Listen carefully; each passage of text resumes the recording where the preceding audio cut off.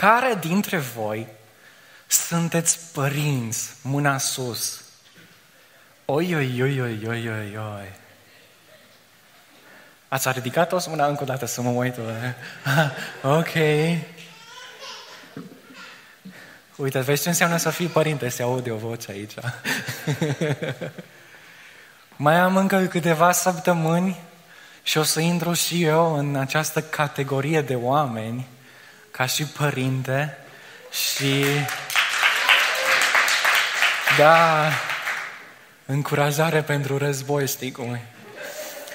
Și tot mă gândesc așa și Iohana de o grămadă de ori îmi spune și îmi pune întrebări. Oare cu cine o să semene? Oare o să semene cu tine sau cu mine?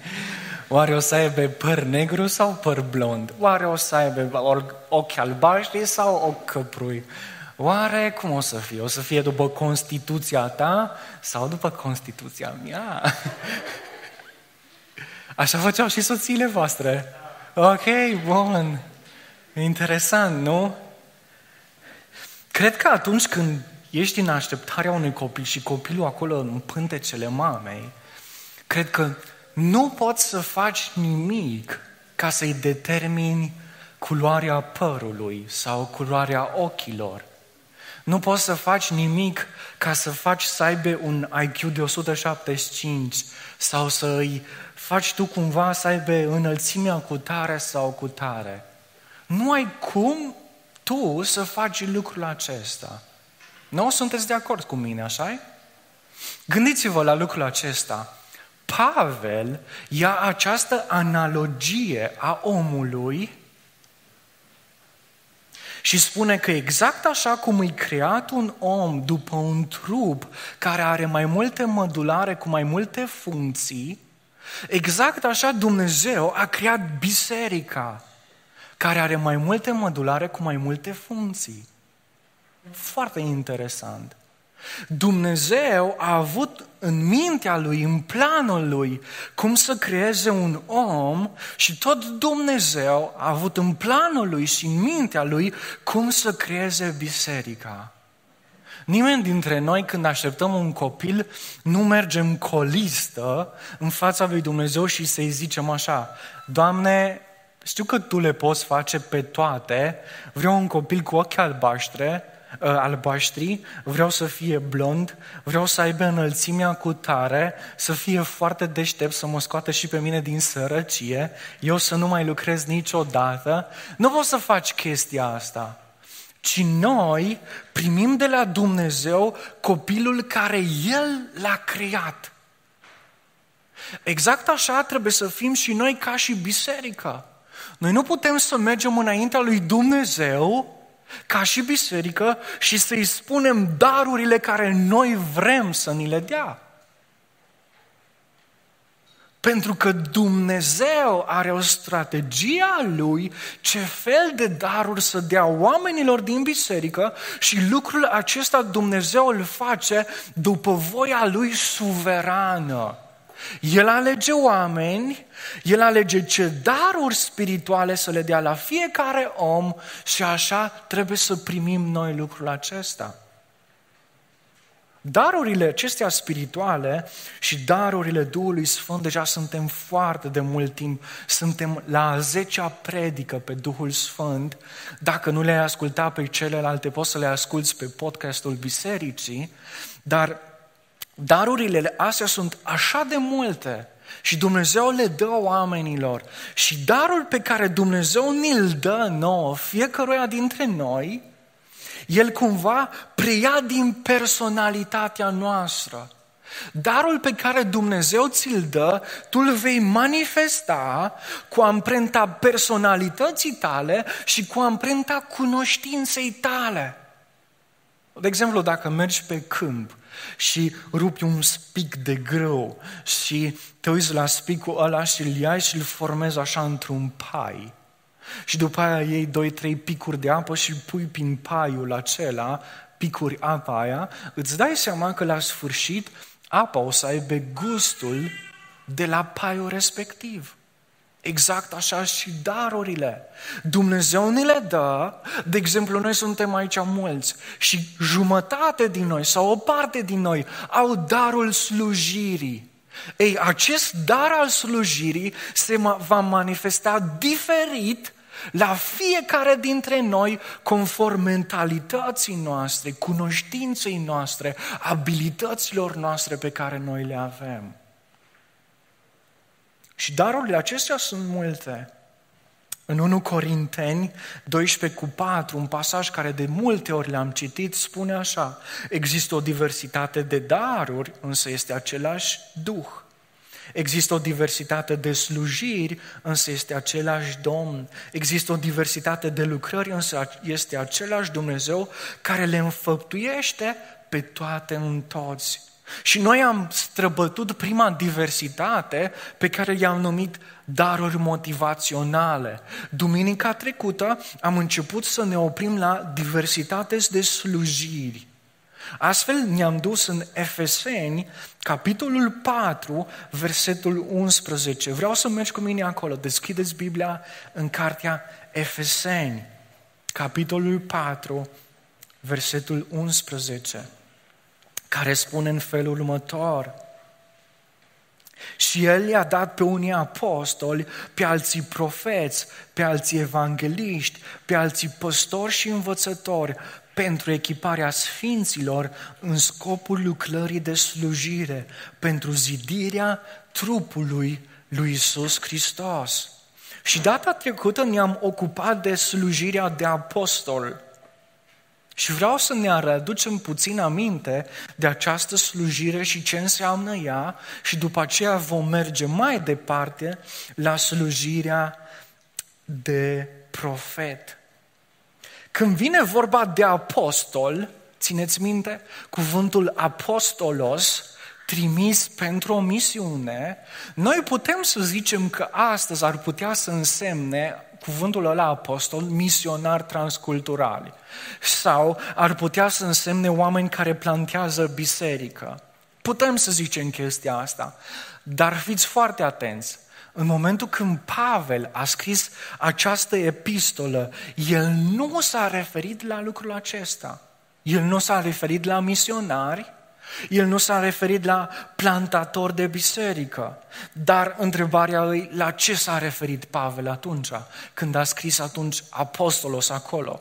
Și ca să înțelegem la ce s-a referit Pavel, noi trebuie să mergem în scrierea lui, adică în cartea Efeseni, să vedem și alte locuri unde vorbește despre apostoli. Pentru că dacă vom vedea în alte locuri din scrisoarea lui, unde vorbește de apostoli, vom avea o înțelegere mai deplină.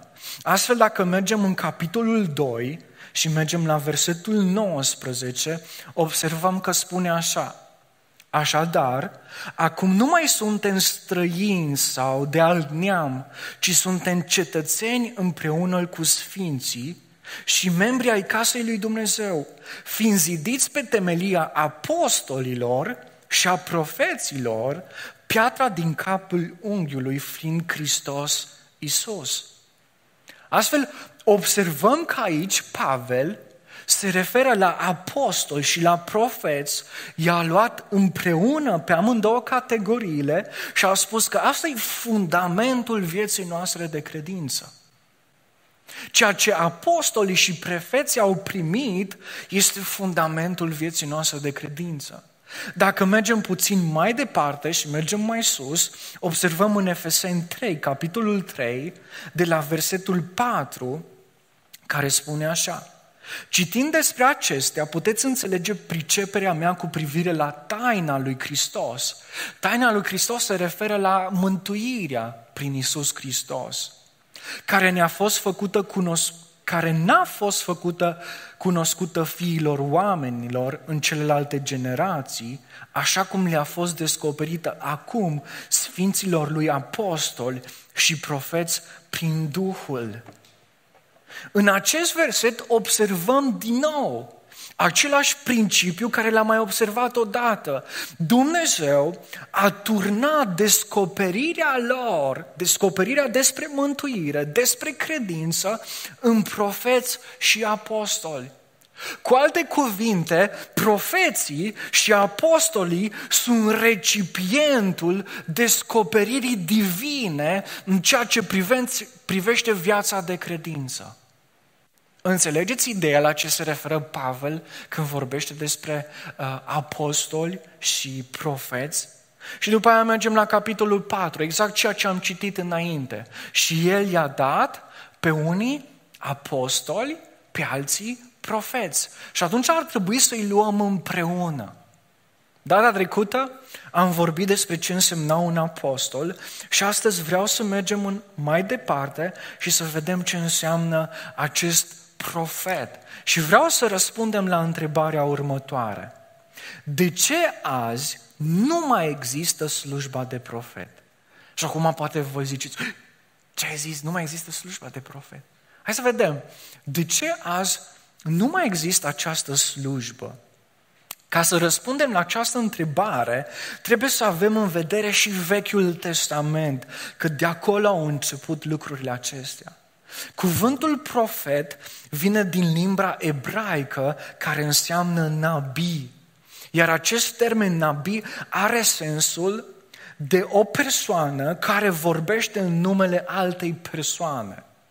Ei, cuvântul acesta a fost preluat de evrei și l-au pus ca și o persoană care vorbește de la Dumnezeu, profet. După aceea, la un moment dat, Vechiul Testament s-a tradus în limba greacă și acea traducere se numește Septuaginta. Ei, cuvântul acela nabi în greacă a fost tradus prin cuvântul profetes, ceea ce înseamnă a vorbi din partea altuia. Și astfel, dacă ne uităm în Vechiul Testament, apare 5 termeni care ne vorbesc despre profeți. În primul rând, acest cuvânt nabi, profet, chemat să vorbească în numele Domnului. După aceea o să le găsim ca și un văzător. Acest termen arată cum omul primea inspirația de la Dumnezeu, adică vedea, văzător. După aceea este numit omul lui Dumnezeu, și aici avem Samuel, Ilie, Elisei. După aceea erau numiți slujitorul Domnului. Acest termen arată raportul dintre o profet și Dumnezeu. Și după aceea erau numiți trimișii Domnului. Aștia sunt termenii folosiți acolo. În Deuteronom 18:18 e prima referire la profet și vreau să vă zic ce zice despre el. Le voi ridica în mijlocul fraților lor un profet asemenea ție. Voi pune cuvintele mele în gura lui, iar el le va vorbi tot ceea ce eu voi porunci. Înțelegeți? Un profet e omul acela care Dumnezeu îi vorbește, pune cuvintele lui Dumnezeu în el. Dacă ar fi să zicem o definiție, un profet înseamnă un om recunoscut de un grup de oameni ca autoritate finală a voinței lui Dumnezeu. Acel om rostește revelația inspirată divin, prevestește evenimente viitoare și este înzestrat cu o perspectivă spirituală mult mai mare decât obișnuită. Asta este profetul. Atunci, în Vechiul Testament, profeții și preoții aveau o slujbă foarte importantă. De ce? Pentru că oamenii atunci nu aveau Biblia. Ei nu aveau revelația scrisă. Oamenii atunci nu știau citi. Astfel erau preoții care se ocupau cu jertfele de la templu, aveau, să zicem așa, o slujbă care era ceremonială și după aceea erau profeții care aveau o slujbă morală, etică, care le vorbea exact din partea lui Dumnezeu, îi coordona, pentru că ei, oamenii atunci, nu ajungeau la Dumnezeu. Și astăzi, în anumite credințe, se crede tot așa. Noi nu putem ajunge la Dumnezeu, trebuie să se roage pastorul pentru noi. Trebuie să se roage preotul pentru noi. E fals. Fiecare om astăzi poate să ajungă în prezența lui Dumnezeu. Pentru că Duhul lui Dumnezeu este în noi și lucrurile s-au schimbat de atunci.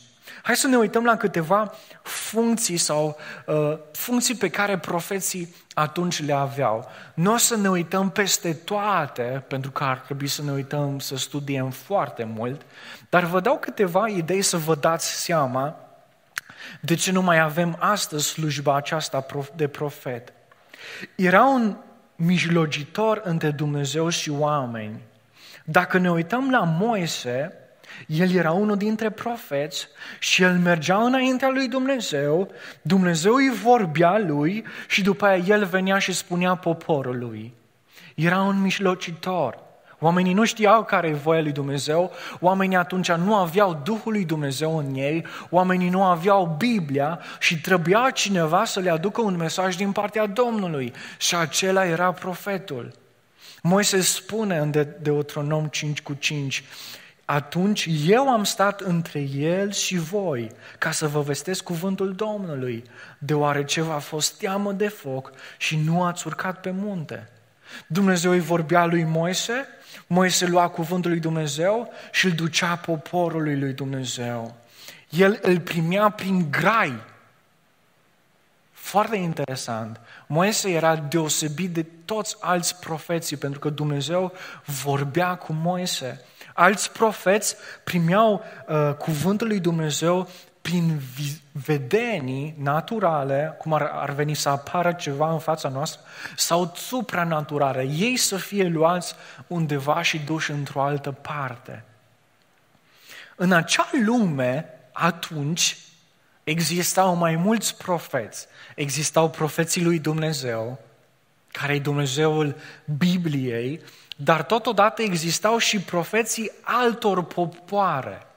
Dacă ne uităm în Biblie, observăm că existau profeții lui Baal, care se închinau altui Dumnezeu. Existau tot felul de popoare care credeau că au și ei un Dumnezeu adevărat. Și ei, la rândul lor, aveau profeți care, într-un fel, primeau și ei anumite lucruri de la Dumnezeul lor, credeau ei. Profeții păgâni de atunci erau, să zic așa, dacă ne uităm și analizăm cum ei ajungeau la extaz, la momentul acela când primeam profeția, o să ne dăm seama că profeții din poporul Israel erau la un pas mult mai mare. De ce? Pentru că profeții păgâni, ca să ajungă să primească ceva de la Dumnezeul lor, recurgeau la tot felul de lucruri foarte ciudate. Dacă țineți minte, era Ilie cu profeții lui Baal pe muntele Carmel și profeții de atunci și-au luat săbile, s-au tăiat, curgeau sânge din ei și au căzut leșinați, doar ca să intre în conexiune cu Dumnezeul lor. Alți oameni, alți profeți păgâni apelau la dansuri, droguri, ritualul de sexualitate, chiar sacrificii umane ca să ajungă acolo, să primească ceva de la Dumnezeul lor și atunci când ajungeau acolo, ei primeau doar niște sunete sau niște silabe la care venea un preot de-a lor și interpreta cum vrea el acele lucruri. Dar profeții din Israel nu recurgeau la nici una dintre aceste lucruri. Țineți minte, Ilie s-a dus în fața lui Dumnezeu, după ce toți ceilalți s-au tăiat, el a intrat în conexiune cu Dumnezeu și a vorbit și Dumnezeu a lăsat foc din cer. Dacă vă gândiți la David, când a venit Natanael la el, s-a dus la el și a spus o întâmplare, ca și pe o poveste, conexiune directă cu Dumnezeu prin care a vorbit. Profeții lui Dumnezeu nu-și pierd individualitatea, personalitatea, autocontrolul. Ei știu tot timpul că sunt oameni care transmit un mesaj de la Dumnezeu la alții. De aceea astăzi Fiți foarte atenți. Dacă mergeți în biserici sau în grupe sau în tot felul de anturaje în care cineva zice că este profet și profetul ăla își pierde autocontrolul și profetul ăla începe să facă ca și animalele, că am văzut și din ăștia, trebuie să spui numai un semn de întrebare. De la cine vine acest mesaj? Gândește-te bine la chestia asta. Al doilea lucru, profeții din Vechiul Testament prevestesc evenimentele viitoare legate de poporul Israel și de venirea lui Mesia.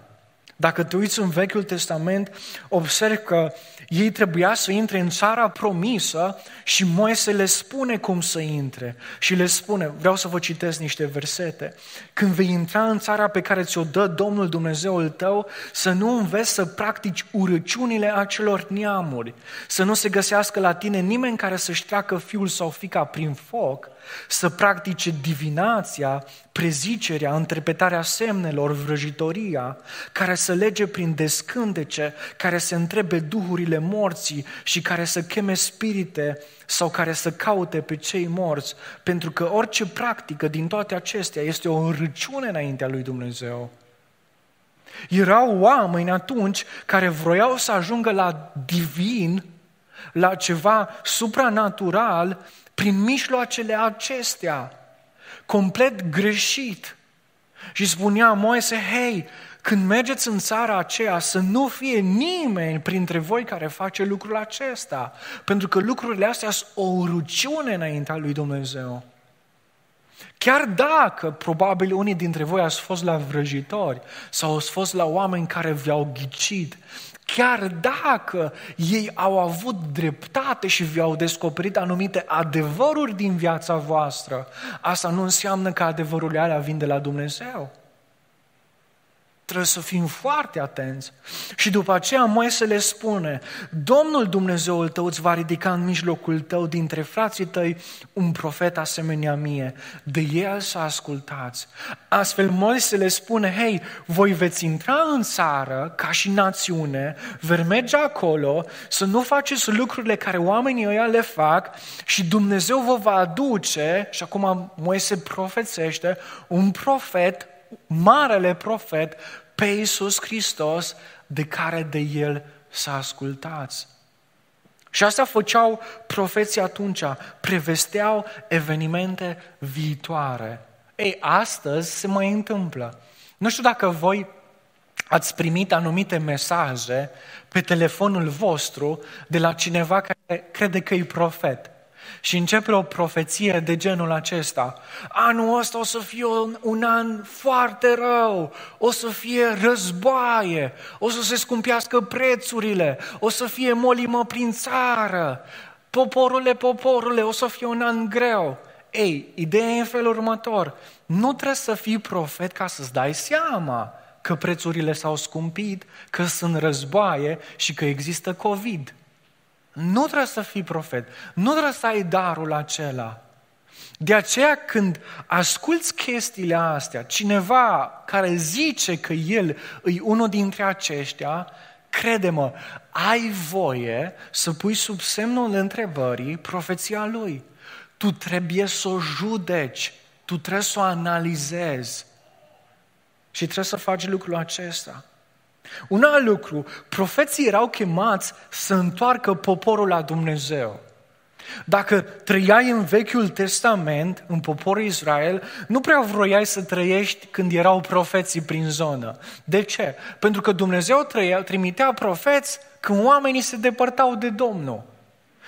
Osea 6:4 spune Dumnezeu prin profet, ce să fac Efraimă, ce să fac Iudo?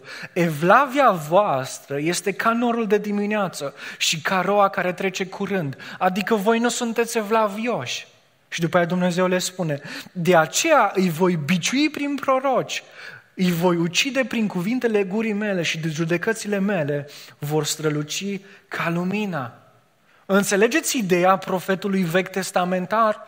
Poporul se depărta de Domnul, Dumnezeu îi trimitea unul din ăla și le zicea, dacă nu vă întoarceți, Dumnezeu e drept, o să vă ucidă, o să vină alte neamuri să vă ia. Gândiți-vă la chestia asta. Acum vine întrebarea la care încercam să-i răspundem. Există slujba de profet astăzi? Nu. De ce nu? De ce nu? Pentru că profetul vechi testamentar avea o funcție diferită decât un om care are daruri astăzi, darul de profeție. Atunci oamenii nu aveau Biblia, atunci oamenii nu știau să citească, atunci oamenii aveau așa de multe lipsuri și trebuia Dumnezeu să le dea pe cineva prin care să țină contact cu ei. Dar acum oamenii au Biblia. Acum oamenii pot să meargă și să vadă care e voia lui Dumnezeu. Dar fiți foarte atenți, slujba de profet care Dumnezeu a pus temelia credinței, slujba aceea nu mai există, dar astăzi există darul de manifestare profetic. Sunt două lucruri diferite. Și dați-mi voie să vă explic lucrul acesta. Pentru că sunt oameni care spun, nu mai trebuie să. Oamenii au rezerve când aud că cineva ar putea să aibă o inspirație de la Dumnezeu. Și vin foarte multe întrebări de genul acesta. Fiți atenți la întrebările acestea. Pentru ce mai avem nevoie de profet dacă acum există Biblia? Dacă canonul este închis? De ce mai am avea nevoie de profet? De ce mai am avea nevoie acum de profeții, care e cuvânt failibil, când noi avem acum revelația scrisă a lui Dumnezeu, cuvânt infailibil? De ce ar mai trebui să fie profețiile?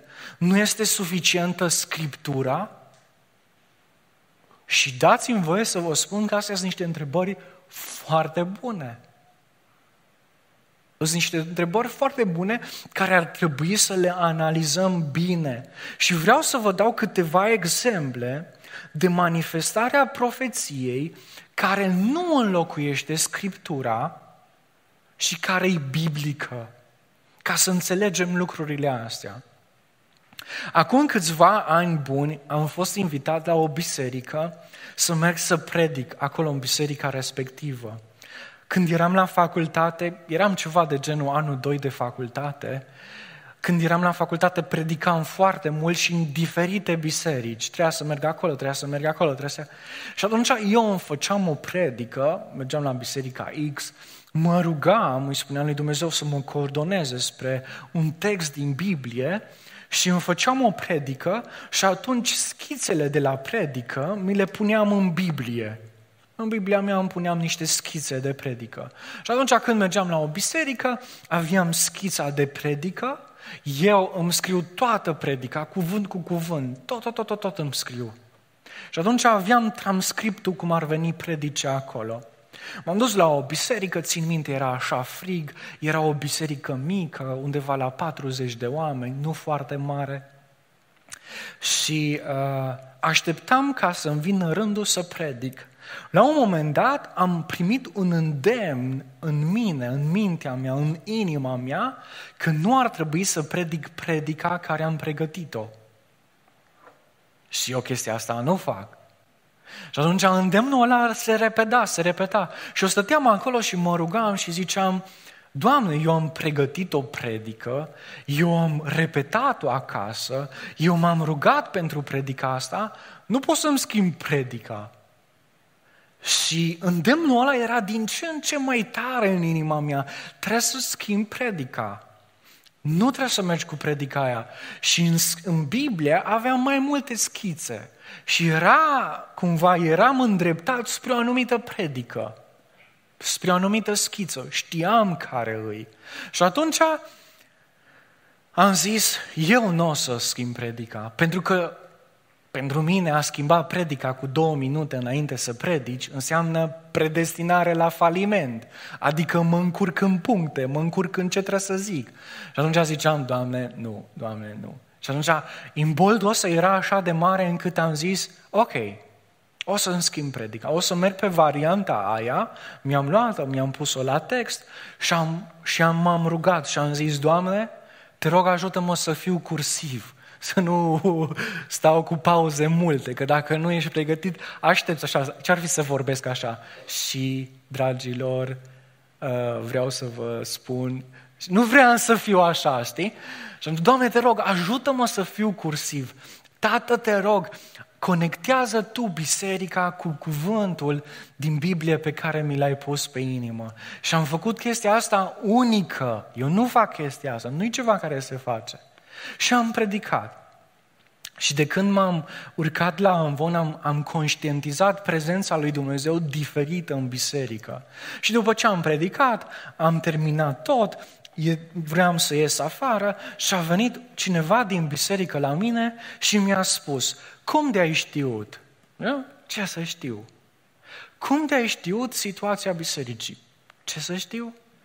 Cum de-ai știut că eu vreau să renunț la slujire și vreau să nu mă mai implic deloc?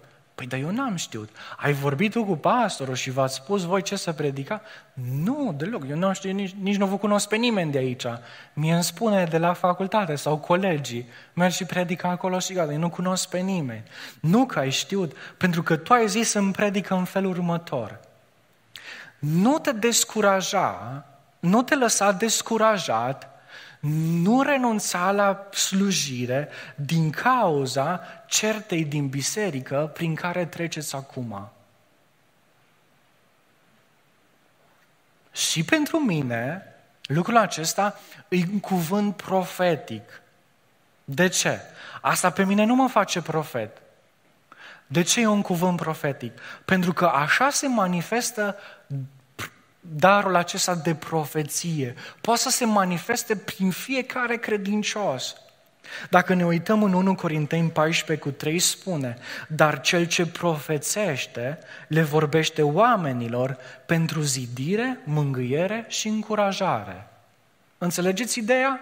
Eu acolo am făcut un lucru de care nici nu eram conștient, dar am zidit, am încurajat pe cineva privat, personal, să nu renunțe la slujire din cauza certei care există în biserică. Hai să vă dau un alt exemplu. Acum 2 ani de zile, cu toții știți că noi ca și biserică am trecut printr-o perioadă mai grea.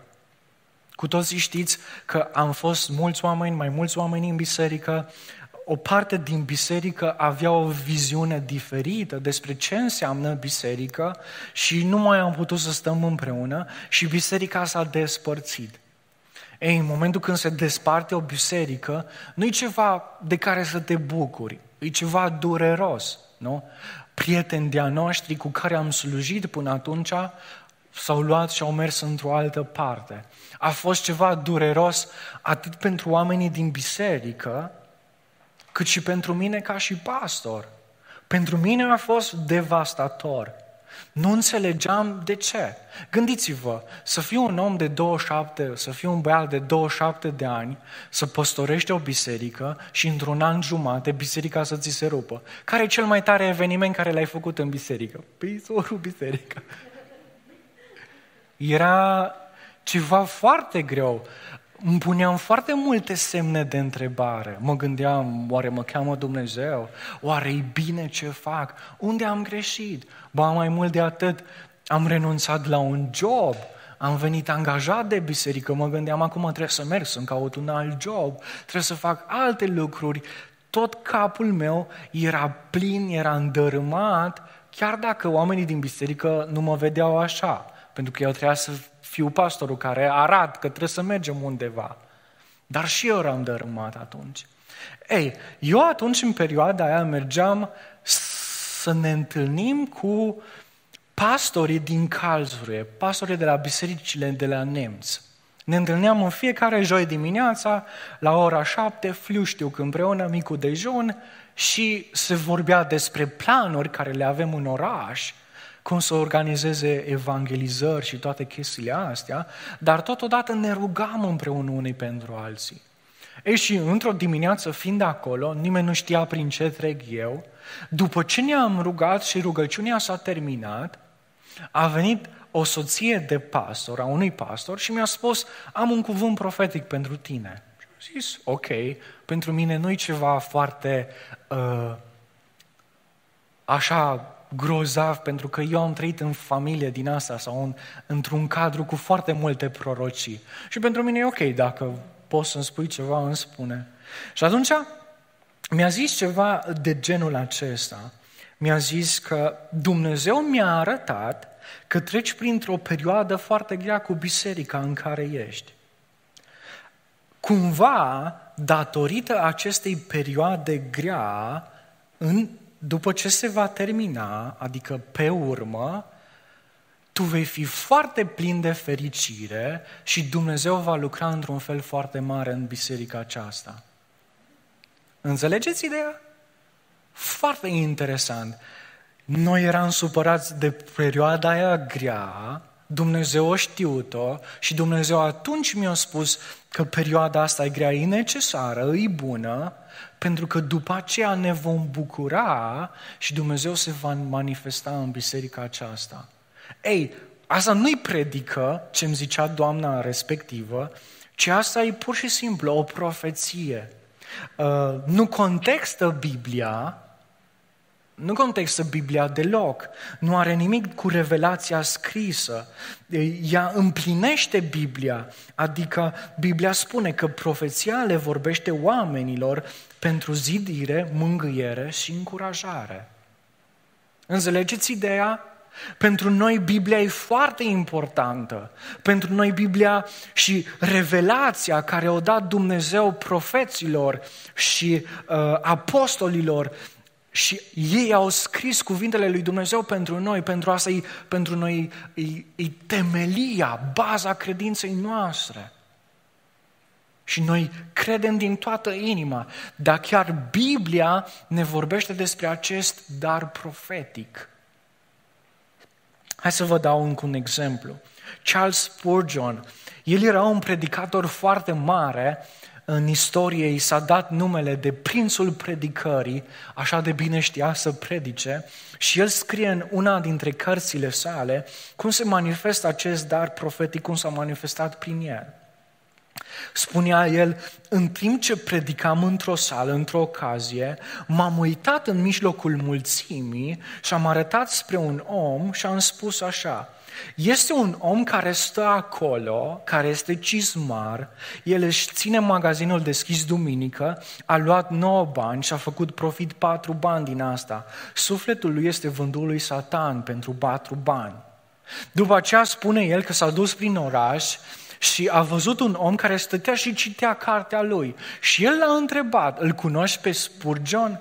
Și zice, da, a răspuns bărbatul, am toate motivele să-l cunosc.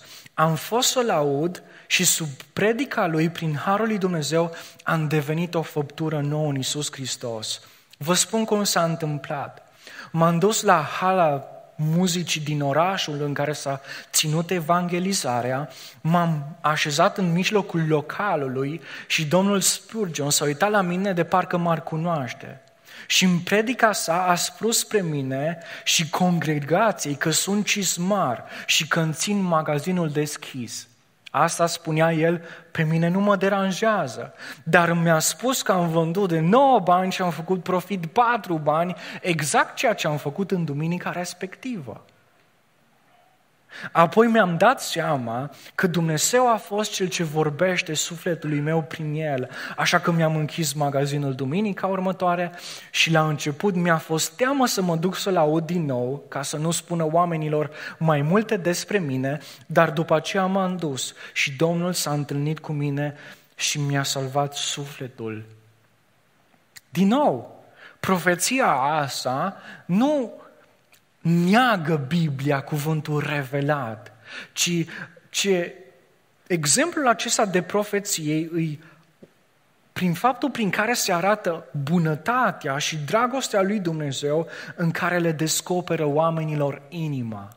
Fiți atenți ce spune 1 Corinteni 14.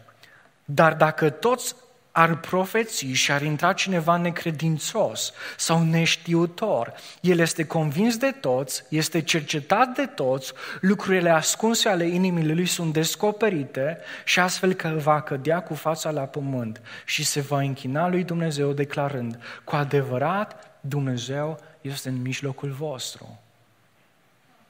Înțelegeți ideea? Pentru că noi suntem aici din foarte multe confesiuni. Noi aici vin penticostali, ăștia n-au nimica cu profețiile, numai profeții de-ar fi. Ăia. Aici sunt baptiști, ei văd foarte cu rezerve lucrul acesta. Când sunt creștini după Evanghelie, sunt ortodoxi, sunt diferite confesiuni. Și eu vreau să mergem pe o direcție biblică. Da, îs de acord cu baptiștii că avem Biblia și Biblia e suficientă, dar chiar Biblia ne spune că există acest dar al profeției, care nu contrazice Biblia, ci împlinește Biblia. Înțelegeți? Nici nu o completează. E foarte interesant chestia asta. Profeția nu înlocuiește Scriptura și trebuie să fim fermi cu chestia asta. Scriptura este autoritară, infailibilă și este o revelație transmisă profeților și apostolilor. Scriptura este baza, fundamentul vieții noastre de credință. Profeția nu îmbunătățește Scriptura, nu completează Scriptura, pentru că Scriptura e completă. Scriptura spune despre profeție că este un dar de manifestare dat de Dumnezeu prin har bisericii. Dacă o să analizăm darurile de manifestare, și de la început am spus că darurile este manifestarea tangibilă a prezenței lui Dumnezeu. În momentul când ai o profeție, vocea lui Dumnezeu se aude în biserică. Psalmul 139 vorbește despre Dumnezeu care cunoaște totul, care cunoaște când stai jos, când mergi, unde mergi, știe totul despre tine. Astfel, profeția ne ajută să experimentăm ceea ce Scriptura ne vorbește. Dar să nu cădem în cealaltă extremă, să credem că numai profeția e bună, să credem și să fugim după profeții. Am întâlnit foarte mulți oameni care iau acest dar al profeției și abuzează foarte tare de el. Și noi nu trebuie să cădem în extrema respectivă. Oameni care caută profeți, sunt un fel de dependenți după profeți. Vor să meargă ce are să le spună Domnul astăzi. Vor să îs așa curioși. Hei, ai Biblia, Dumnezeu îți vorbește prin Biblie. Noi nu trebuie să fim dependenți de astfel de oameni. Sunt oameni care caută îndrumare profetică. Nu e biblic să cauți îndrumare profetică, să mergi să cauți și să spună profetul cu cine să te căsătorești, ce haine să îmbraci, la ce filme să te uiți, la ce filme să nu te uiți, ce mașină să-ți cumperi, ce mașină să nu-ți cumperi. Toate chestiile astea nu le cauți la profeți. E o exagerare foarte mare. Ai Biblia, ea îți vorbește de voia lui Dumnezeu pentru tine. Ba mai mult, ai Duhul lui Dumnezeu în tine, care îți dă călăuzire și îndrumare. Eu am fost crescut într-un astfel de mediu, cu foarte mulți profeți. Am ajuns acolo încât, dacă pierdeam anumite lucruri, chei, câinele, vaca, porcul, sunam profetul să ne spună unde îi. Pe bune că așa s-a ajuns. Îi exagerat și vă spun, ei și știau unde îi. Deci nu-i de joacă. Dar e o extremă foarte exagerată. Noi nu trebuie să cădem în extrema aceasta. Da, trebuie să recunoaștem, există acest dar și o să-l analizăm mai în detaliu când o să ajungem la darurile de manifestare, darul de profeție. Astăzi doar am vrut să ne uităm la slujba de profet, ne-am uitat că ea s-a încheiat, dar darul profetic există.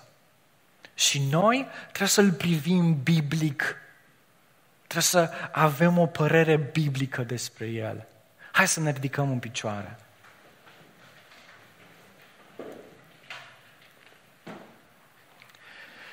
Da, tot mă gândesc cum se simt cei care au venit pentru prima dată aici între noi, zice, bă, ceva ciudat cu oamenii ăștia. Ce lucruri vorbesc, să primești-o de la Domnul, de alea, ce sperie. Sper că nu v-am speriat, dragilor. Noi ne bucurăm foarte mult că ați fost împreună cu noi. Mă bucur pentru fiecare dintre voi care sunteți aici și nu știu care e viața ta și cum e viața ta, dar eu astăzi am observat că Dumnezeu s-a îngrijit mai de mult să ne lase voia Lui, infailibilă, pentru fiecare dintre noi. Vrei să știi ce vrea Dumnezeu de la tine? Ce vrea Dumnezeu de la viața ta? Vrei să știi care e scopul tău în viață? Ascultă-mă, nu-l găsești la profeți, îl găsești aici, în Biblie. Caută-l, caută-l pe Dumnezeu, caută să cunoști cuvântul lui Dumnezeu. Și vreau să-ți mai spun încă un lucru. Nu alerga după profeți sau după oameni care au darul acesta. Nu. Ascultă-mă bine. Dacă Dumnezeu vrea să-ți comunice un mesaj extra, pe lângă ăsta, o să trimite oameni la tine. Așa face când vrea să-mi comunice mie și așa va face când vrea să vă comunice vouă. Nu aveți nicio îndoială de lucrul acesta. Și acum vreau să ne rugăm și vreau să-i spunem lui Dumnezeu să ne călăuzească în continuare. Prin oameni, prin Biblie, prin cum voiește El. Noi vrem să ascultăm de El. Hai să ne rugăm împreună.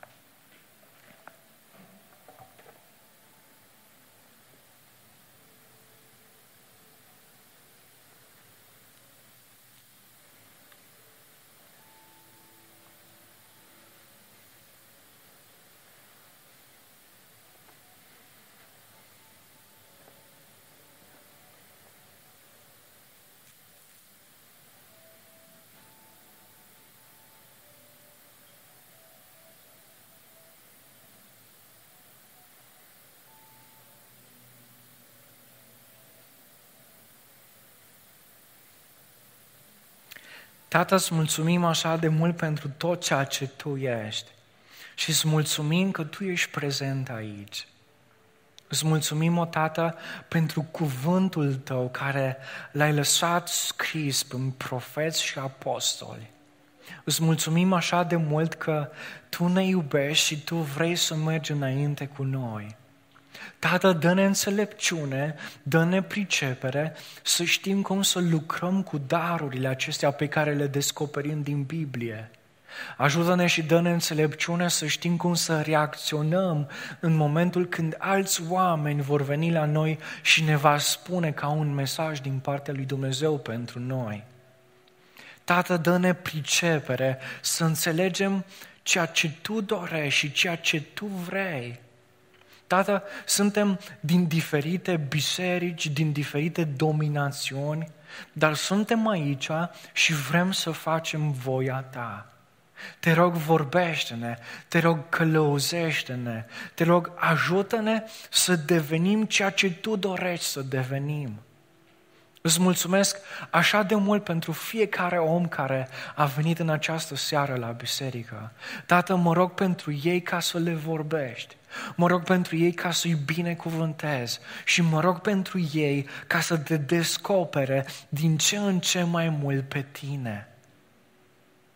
Tată, te rog, cercetează inima lor și arată-le voia Ta cu privire la ei. Îți mulțumesc pentru tot ceea ce Tu ești și îți mulțumesc pentru tot ceea ce Tu faci. În numele lui Iisus Hristos. Amin.